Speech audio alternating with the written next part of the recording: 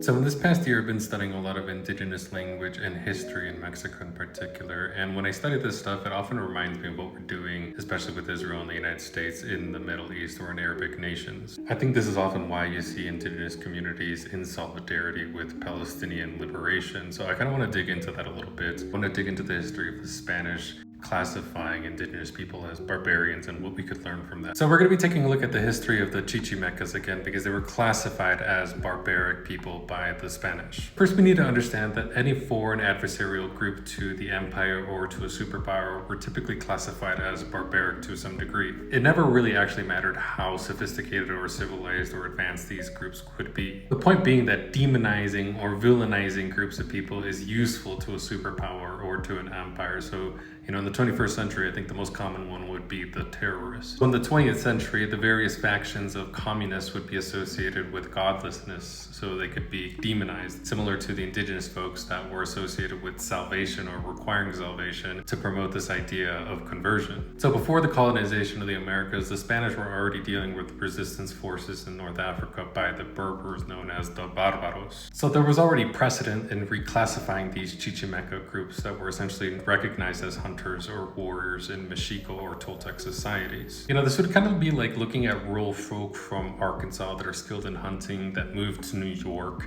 You wouldn't classify them as more sophisticated or more civilized because they went to New York, right? The issue here is the mythology of the conqueror. As they pushed north, they struggled greatly to hold territories because the armies got smaller, more decentralized, and there were resistance forces. And the idea of a conquistador was a political classification so that you could actually lay claim to land.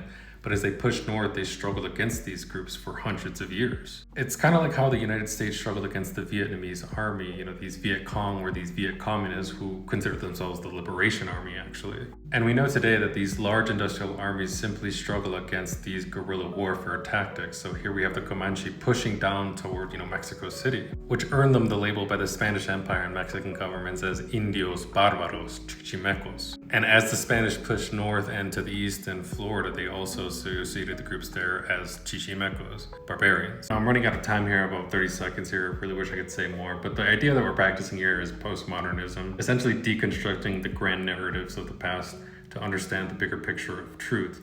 So here we have this classification of barbarism and this classification of the conqueror, but how much is actually true and what can you learn from those classifications? Well, now I got 5 seconds, so if you enjoyed that, I'd appreciate a like and follow if you would check out my work. All right, folks. I wish I could say more, but yeah, I'm limited. Peace.